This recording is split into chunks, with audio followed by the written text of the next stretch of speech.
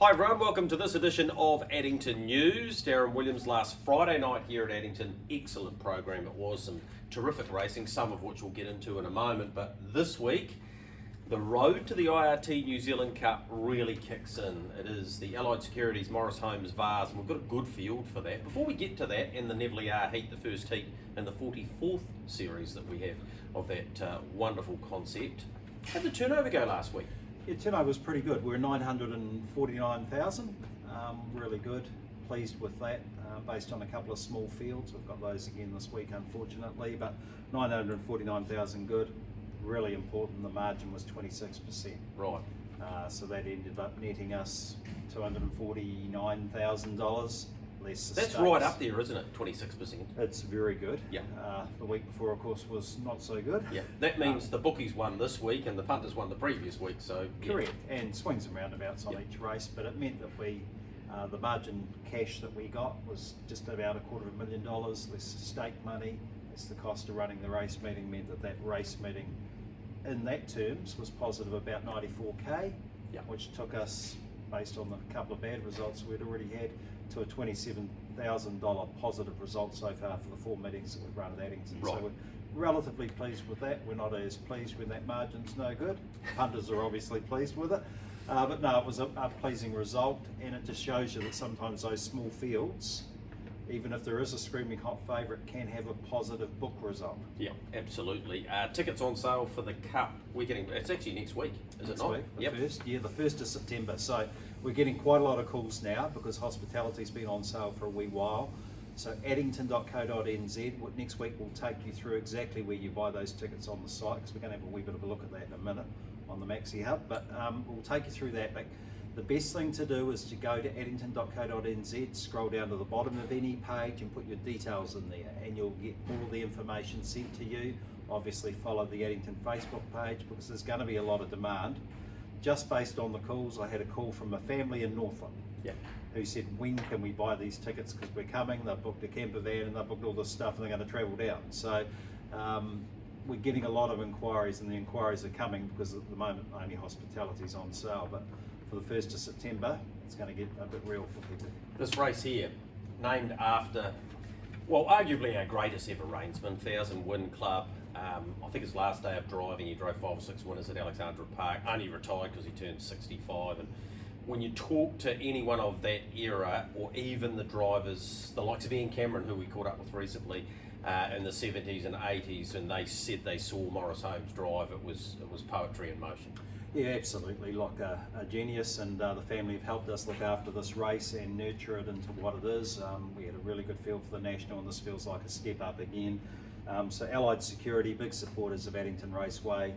We've got the vase here, which the owners will get to take away, a perennial vase, and there's also a trophy from the family on the night. And of course the Neville R series also gets underway, a very important series, and this year that finals Cup Day. Yeah. So that'll be exciting as well for a number of fillies. We start off with a condition heat, and then we move to the open heats as we move through. So look, I think there's a lot happening. It feels like we're just going to get going now. Everything's starting to tick along. So spectators will be open after the last race. We've had some really good crowds in here.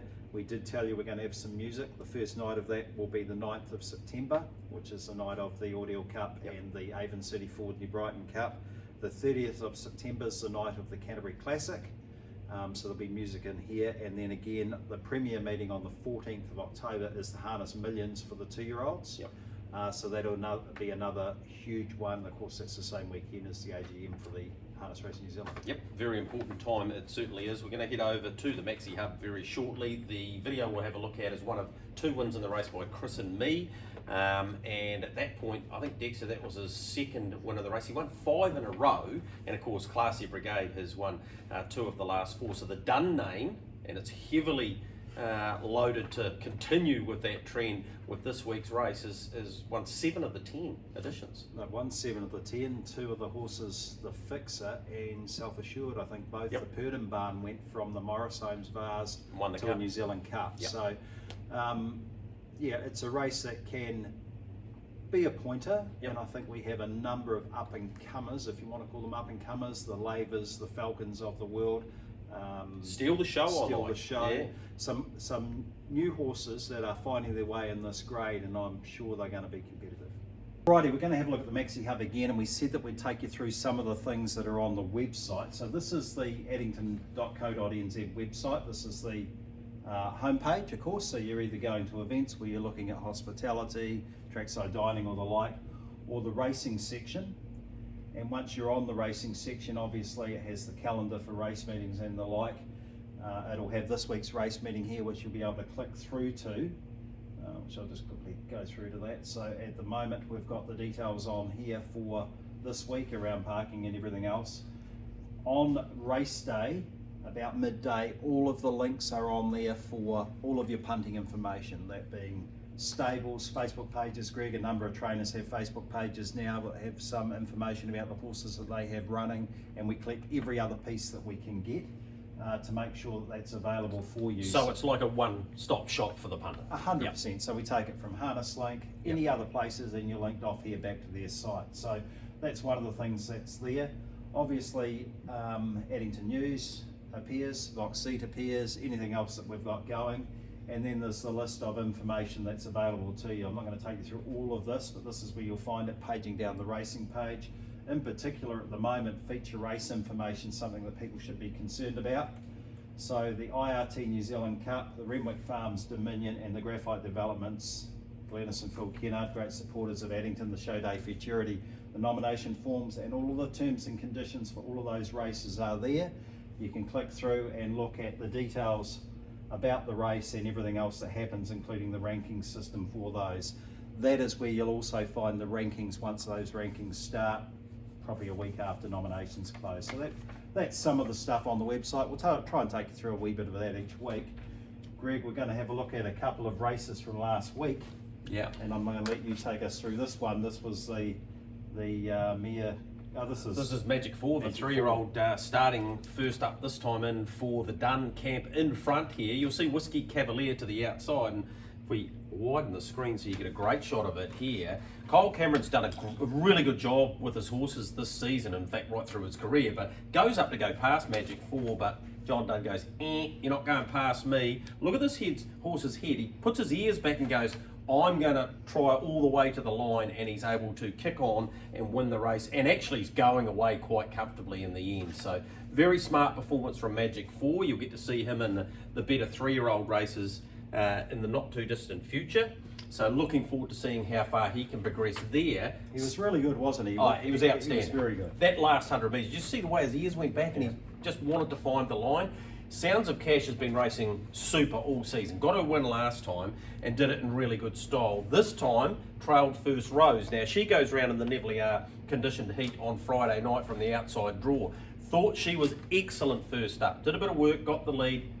They've run home in 58, 26.9 the last quarter. Here's the winning of the race though. John Dunn, I'm not waiting for the passing lane. I know that she builds her momentum, this horse, and carries it for a long way. So he pulls out at the 400.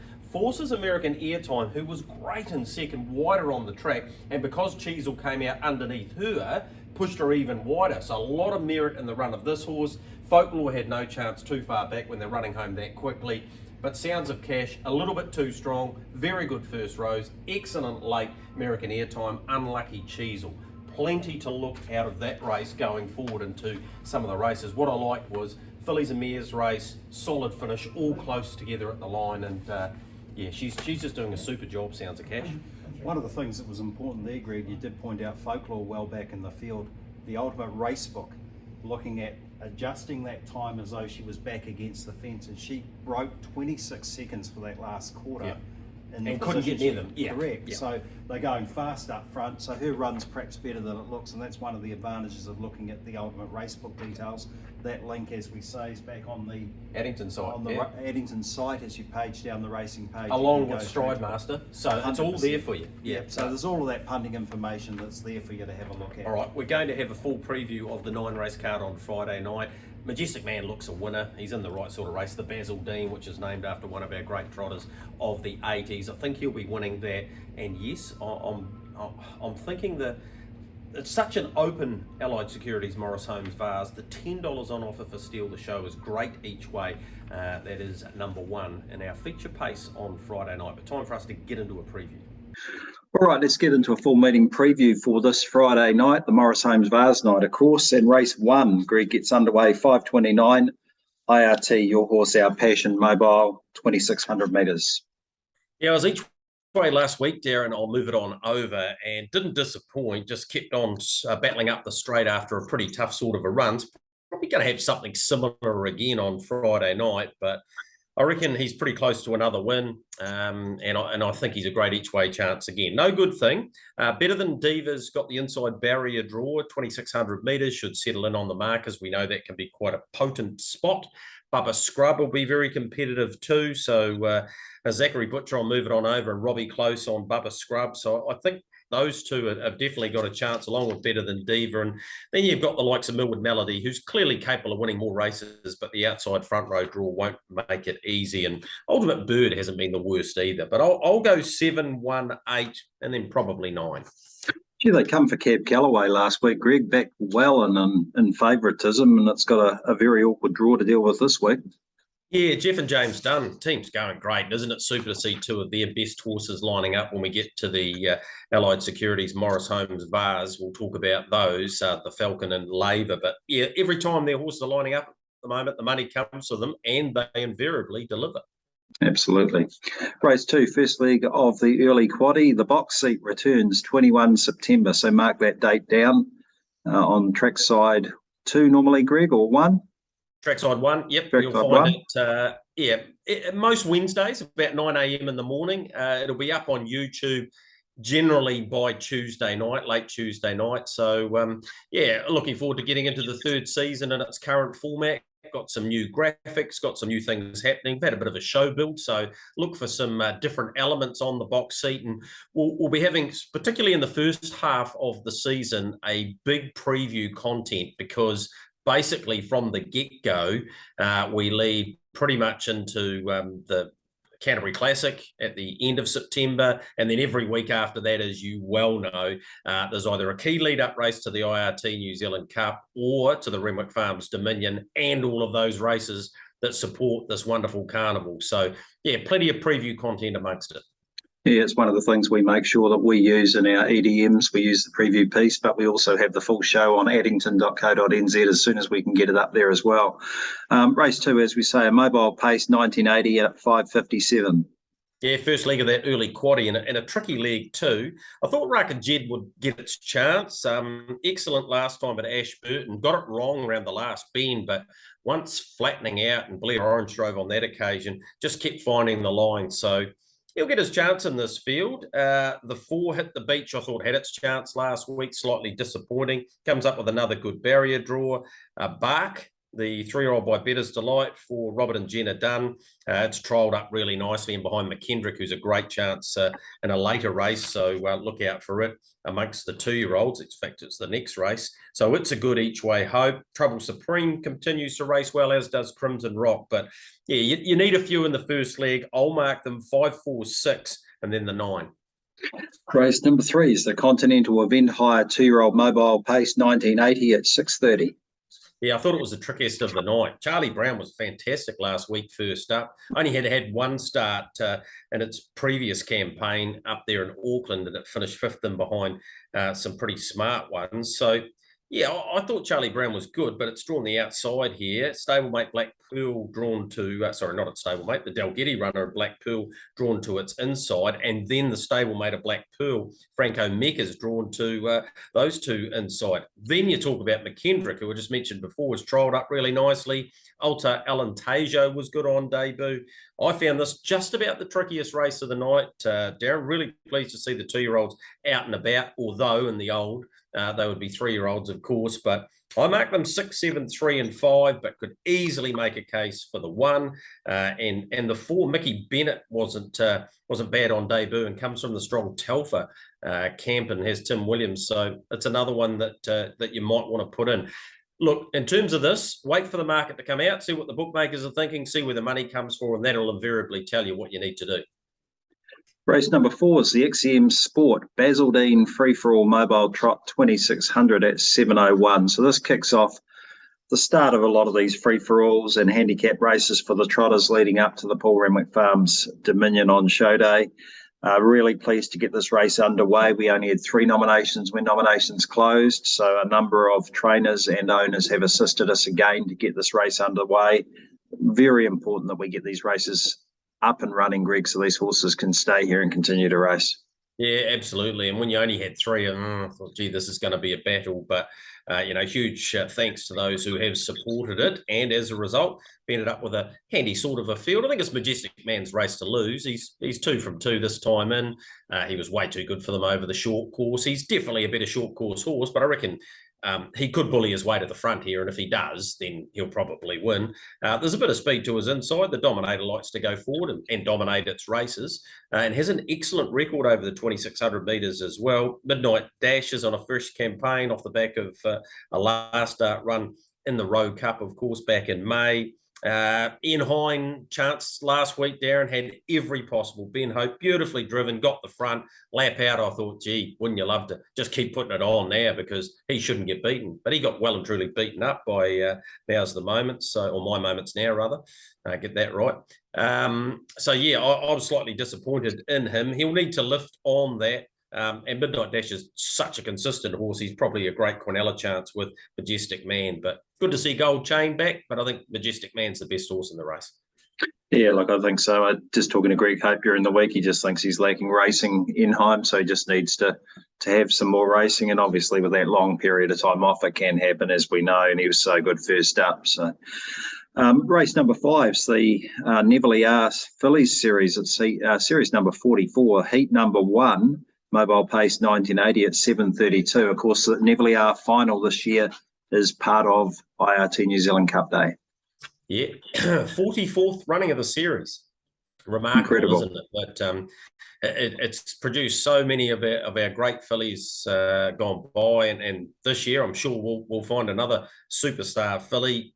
Good race to start with. This is a conditioned heat, so it means that it won't be easy for the likes of First Rose, who was fantastic first up, Darren, last week against the better mares at stablemate. Sounds of Cash won the race, and the likes of Cheezel and Folklore and those horses. So I thought it was excellent, but it'll need to be equally as good here from the outside. Did find a spot for it in the top 3, though.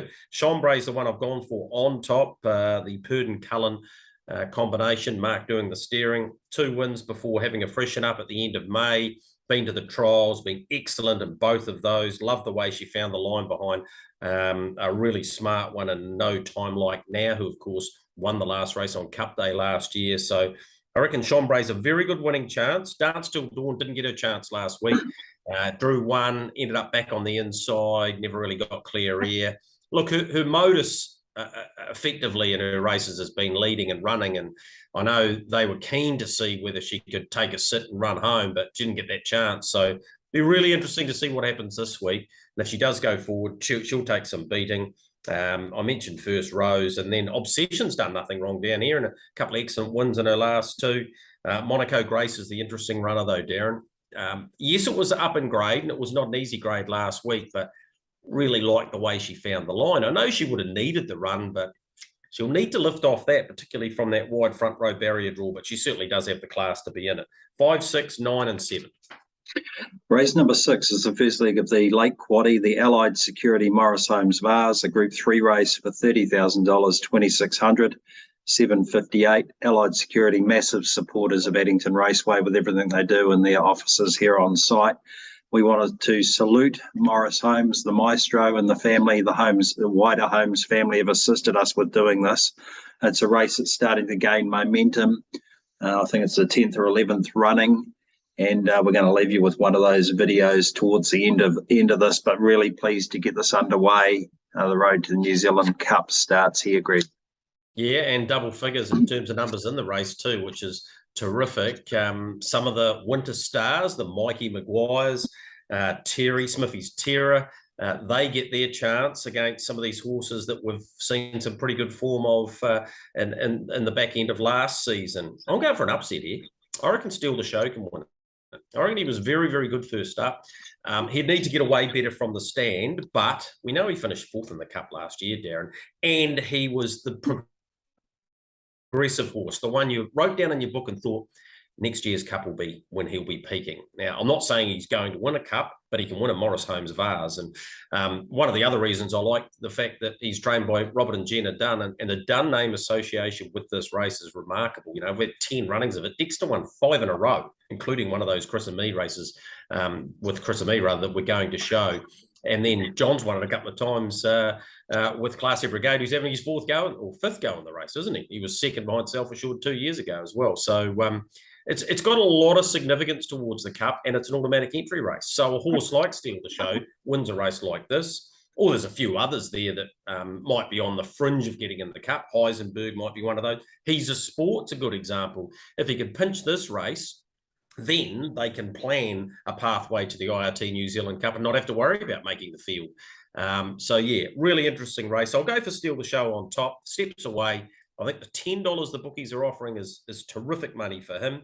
To beat Smithy's Terror, who missed away last week, or last time, but gee, made up some ground. He had the flashing light on the top of his helmet, did one John Dunn. So he's a great chance. He's actually come up favourite for the race. Mikey Maguire, I can't leave him out of 4 because he's racing so well. Sam Thornley's driving so well. If he finds the front, he'll take some catching. And how can you leave Heisenberg out of your 4? Now, there's 2 Jeff and James Dunn runners that I've left out, the Falcon and Laver, and both of them could win the race, and you just shrug your shoulders and go, good as gold. A lot of depth to this race. Each way, Steal the Show. Yeah, look, great to see Matthew Peden and the team from the TAB have the market already open for that. It's what time we're recording this, about 12:45 on Wednesday. So terrific effort there. And this is reflected in the race name for race number 7, Greg, at 8:24. TAB New Zealand, no deductions, no surprises, handicap trot 2600. TAB's announcement during the week this week that if you place a fixed odds bet leading up to or just after up to and including New Zealand Cup meeting, if there are any late scratchings, there will not be any deductions. So if you've backed the horse at $8, on final field, isn't it? Yep, yeah. On final field. So if there's an 8-horse field, Darren, and there's 5 scratched, and you back a horse paying $5 at that stage, it'll stay at $5 for you. Well, yeah. They can't do any more than that. Absolutely, I think it's a generous offer, and it's a good manoeuvre by the TAB. So look, we congratulate them for that, and we want people to take advantage of it. Yep. Race 7, as I say, Greg, 8:24. Yeah, good race again. Fighting Fire gets its chance to go back-to-back here. Robert and Jenna Dunn and John doing the steering. Only back 10 metres off the horses that I think will be hardest to beat. So 30 metres sometimes quite daunting, but I don't think it'll be on this occasion because I think he's got the wood on most of these. And saying that off the front, it's so easy. She's only lightly tried, as we know, and she's only won 1 race, but she can run. And if she did happen to find the front, she'd take a heck of a lot of catching. So I give her a pretty good sort of a chance. The 9, Prince Tekka, such a good mannered horse, steps, generally puts himself in the race, although his his best modus is in front, and I don't know that he's going to get there from that position. And then you've got the likes of Magnifiche, De Monche and Cody Banner, who are both pretty competitive sort of horses, but I don't expect them to win this race. I'm happy to be each way off the back marker here in Fighting Fire. Race number 8, Allied Security, Supporters of Addington Mobile Pace, 2600, 8:54. Now, you're in the racing department. Have you got an indication at this stage which race Coravelli Star will line up in?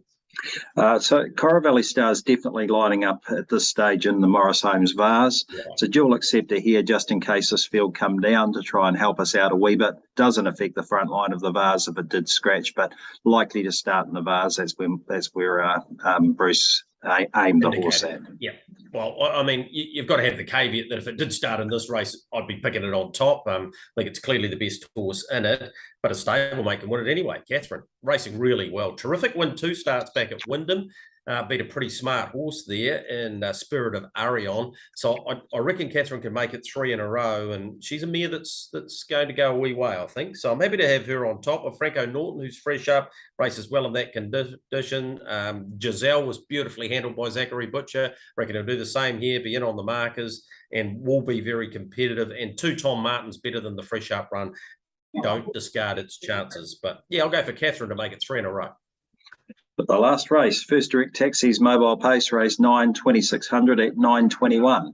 Yeah, smart filly in this. A Better You, Group 1 winning filly of a Jewel, of course, is fresh up. Really like the way she's trialled. Taking off good ground in behind No Time Like Now last time. Yeah, I think she can win this. So I'm happy with a Better For You on top. A Better You, rather, over Live On Legend, who's flying. Kyle Austin's got the son of a rock and roll dance doing some pretty good things this campaign. Has had a freshen up, but I'm expecting him to be pretty competitive here. Sporty Charlie's for Colin and Julie DeFilippi is fresh up. It's trialled and won a trial, beating Ned Kelly. Did that nicely too. And Frank Burns is probably better than his most recent form would indicate. But yeah, I reckon A Better You will win the last and complete what's a pretty good program. 9 races there on Friday night. Spectators, of course, open after the last race. We're expecting a big crowd in there from Allied Security. They always come down from their function and hang about, but we've had quite a few in there lately. The first night that we'll have music in there will be 2 weeks' time, the Audial Cup and New Brighton Cup night, the 9th of September, so keep an eye out for that. The 11th running of the Maurice Holmes Vase this week, Classy Brigade going for 3 wins in the race. There's only a couple of other horses that have won it a couple of times.